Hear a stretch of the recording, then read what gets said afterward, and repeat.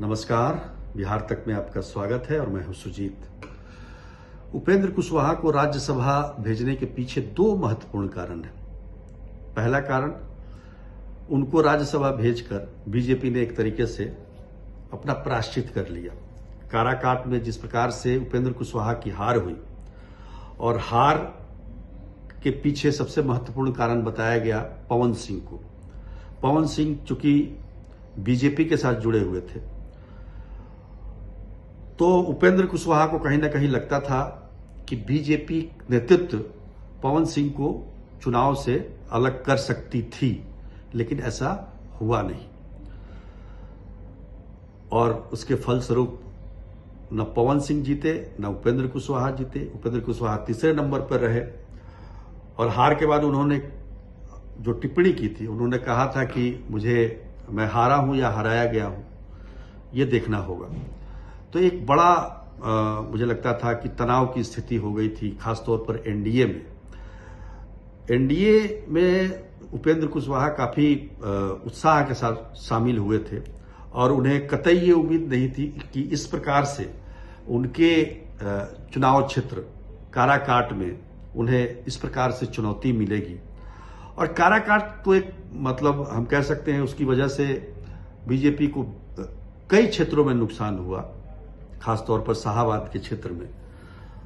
ये कहने में भी गुरेज नहीं है कि बीजेपी के कुछ नेता इसमें जरूर लगे हुए थे और पवन सिंह को कहीं ना कहीं से सपोर्ट मिल रहा था। तो उसका प्रायश्चित बीजेपी ने किया। बीजेपी के केंद्रीय नेतृत्व ने इस पर मुझे लगता है कि गहन अध्ययन करने के बाद प्रदेश स्तर पर जो गलतियां हुई है उसको सुधारने के लिए उपेंद्र कुशवाहा का नाम राज्यसभा के लिए एक तरह से पक्का हो गया। हालांकि ये बीजेपी के टिकट पर नहीं कहा जा रहा है कि एनडीए के उम्मीदवार होंगे उपेंद्र कुशवाहा राज्यसभा के लिए। और राज्यसभा में आपको पता ही है कि 2 सीटों पर चुनाव होना है बिहार में। दोनों उपचुनाव हैं और 2 ऐसे सीट हैं जिस पर राज्यसभा के जो सदस्य थे उन्होंने लोकसभा में सफलता प्राप्त की है। विवेक ठाकुर, उन्होंने नवादा संसदीय क्षेत्र से बीजेपी के टिकट पर वो चुनाव जीते हैं। और मीसा भारती जो कि राज्यसभा की मेंबर थी और आरजेडी के टिकट पर पाटलिपुत्र से लोकसभा के लिए चुनी गई। अब विवेक ठाकुर का जो कार्यकाल है वो 2 साल का बचा हुआ है और मीसा भारती का जो कार्यकाल है वो 4 सालों के लिए बचा हुआ है। तो जानकारी जो मिल रही है, उपेंद्र कुशवाहा को 4 साल का जो कार्यकाल बचा हुआ है उस पर वो चुनाव लड़ेंगे। उस पर जो उपचुनाव हो रहा है उसके लिए उनको नामित किया गया है और 2 साल के लिए जो बचा हुआ है वो उसके लिए कई उम्मीदवार हैं। उसकी भी घोषणा हो जाएगी। हालांकि अभी तक तो राज्यसभा के उपचुनाव की घोषणा हुई नहीं है। अगले कुछ दिनों में ऐसी उम्मीद जताई जा रही है कि ये घोषणा भी हो जाएगी। तो उपेंद्र कुशवाहा 4 सालों के लिए जो सीट खाली है उस पर वो चुनाव लड़ रहे हैं और जाहिर तौर पर राज्यसभा के मेंबर होने के बाद उपेंद्र कुशवाहा केंद्र में मंत्री भी होंगे। इसका सबसे महत्वपूर्ण कारण है, जैसे कि मैंने एक पहला कारण बताया, एक दूसरा कारण यह है कि बिहार में कुशवाहा वोटर को अपने पाले में करने की पुरजोर कोशिश एनडीए की तरफ भी हो रही है और इंडिया गठबंधन की तरफ भी हो रही है। आपने देखा होगा लोकसभा चुनाव में इंडिया गठबंधन ने 7 उम्मीदवारों को कुशवाहा जाति में टिकट दिया था, जिसमें से 2 सफल हुए। एक औरंगाबाद से अभय कुशवाहा जो कि आरजेडी के टिकट पर चुनाव जीते थे और दूसरे काराकाट से राजा राम सिंह जो कि माले के टिकट पर चुनाव जीते थे। हालांकि अगर देखा जाए तो जेडीयू की तरफ से भी 2 कुशवाहा उम्मीदवार जीते हैं। एक सुनील कुमार कुशवाहा वाल्मीकि नगर से और एक विजय लक्ष्मी सिवान से, विजय लक्ष्मी देवी। तो 2 उम्मीदवार उधर से भी हैं, लेकिन इधर से टिकटें ज्यादा दी गई और बीजेपी की तरफ से एक भी कुशवाहा को टिकट नहीं दिया गया इस पूरे चुनाव, लोकसभा चुनाव, बीते लोकसभा चुनाव में। बीजेपी को लगा कि उन्होंने एक कुशवाहा को डिप्टी सीएम बनाया है, सम्राट चौधरी को पार्टी का प्रदेश अध्यक्ष बनाया है, इससे कुशवाहा संतुष्ट हो जाएंगे, लेकिन ऐसा है नहीं। आप देखिए तो सबसे ज्यादा आबादी अगर जाति में देखा जाए तो सबसे ज्यादा आबादी एक जाति की किसी की है, वो यादव की है, और दूसरे नंबर पर उसके बाद कुशवाहा का ही नंबर आता है। जातीय जनगणना में ये बात सामने आई है। तो ये वोट बैंक जो है काफी महत्वपूर्ण हो जाता है पार्टियों के लिए। और लालू यादव की तरफ से जिस प्रकार की इस बार रणनीति अपनाई गई थी, उससे जो कुशवाहा वोट बैंक कभी एनडीए का पक्षधर हुआ करता था, वो कहीं ना कहीं इस बार टूटा है। और यही कारण है कि 10 सीटों पर एनडीए की हार हुई है। तो उस सब को देखते हुए, चूंकि विधानसभा का चुनाव भी 2025 में आना है, तो ऐसे में उपेंद्र कुशवाहा को आप इग्नोर नहीं कर सकते थे। और निश्चित तौर पर राज्यसभा जाने के बाद उनका मंत्री बनना भी तय है। पहले भी अगर लोकसभा जीतते तभी मंत्री बनते, क्योंकि उनकी पार्टी राष्ट्रीय लोक जनता दल एनडीए में शामिल है। तो निश्चित तौर पर राज्यसभा का टिकट उनको मिला है और वो मंत्री बनेंगे, इसमें कोई दो राय नहीं है।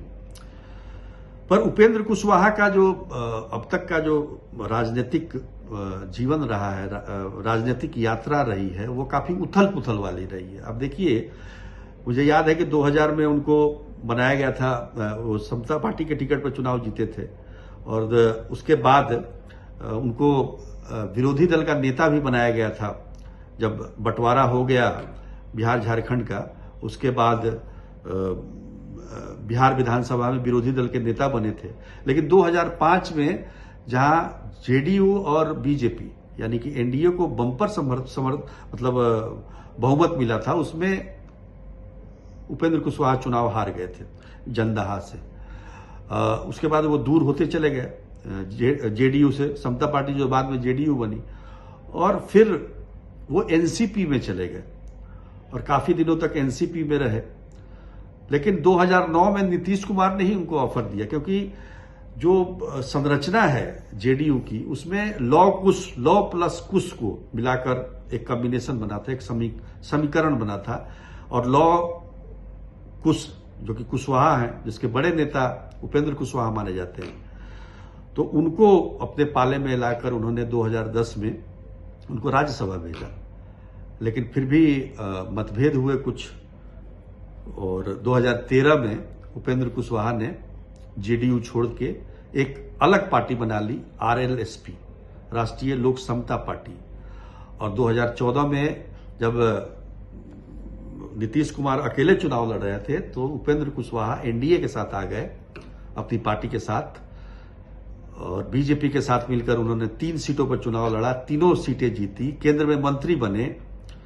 2019 तक 2017 तक सब कुछ ठीक ठाक चलता रहा। लेकिन 17 में जो ही नीतीश कुमार आए एनडीए में, उपेंद्र कुशवाहा ने एनडीए छोड़ दिया और वो महागठबंधन में चले गए। महागठबंधन में उन्होंने विधानसभा का चुनाव लड़ा, लोकसभा का चुनाव लड़ा, हार हुई। विधानसभा का चुनाव भी मतलब उनकी पार्टी हार गई। फिर वो नीतीश कुमार के साथ आ गए 2021 में और अपने पार्टी का विलय कर लिया। पार्टी का विलय होने के बाद फिर सब कुछ ठीक ठाक चलता रहा, विधान परिषद के सदस्य बन गए जेडीयू के। और 2022 में जब नीतीश कुमार ने आरजेडी के साथ गठबंधन किया, उसके विरोध में फिर उपेंद्र कुशवाहा चले गए और उन्होंने उनका साथ छोड़ दिया और विधान परिषद से भी इस्तीफा दे दिया। और फिर उन्होंने एक अलग पार्टी बनाई, राष्ट्रीय लोक जनता दल। उसकी टिकट पर इस बार एक सीट मिली उनको काराकाट से, जहां से वो चुनाव हार गए। अब राज्यसभा जा रहे हैं। तो ये कहानी रही है काफी मतलब अब देखिए 2000 से लेके 2024 के बीच में कई बार उन्होंने नीतीश के साथ रहे, उनका साथ छोड़ा। अभी भी हालांकि ये उनको टिकट जो मिला है वो एनडीए समर्थित उम्मीदवार हैं, एनडीए के समर्थन से ही उनको टिकट मिला है और अपने पार्टी से वो चुनाव लड़ रहे हैं। निश्चित तौर पर हो सकता है कि बीजेपी ने अपने कोटे का सीट दिया हो। अभी एक सीट पर और जाना बाकी है। जेडीयू की तरफ से वो उम्मीदवार आएंगे, संभवतः केसी त्यागी उम्मीदवार हो सकते हैं, और भी कई लोग लाइन में हैं। हालांकि अभी तक राज्यसभा के चुनाव का ऐलान हुआ नहीं है, उपचुनाव का ऐलान नहीं हुआ है। ये नाम भी कुछ दिनों में जरूर फाइनल हो जाएगा। अब देखिए, इसमें दो सीटें थी, इसमें एक बीजेपी की थी, एक आरजेडी की, लेकिन अब परिस्थिति ऐसी हो गई है कि दोनों सीटें एनडीए के पक्ष में ही जीती जा सकती है। तो इस प्रकार का कुछ समीकरण बना है। तो उपेंद्र कुशवाहा का फाइनल हो गया। दूसरे सीट के बारे में अभी कयास लगाए जा रहे हैं। तो आज के लिए इतना ही। तब तक के लिए नमस्कार।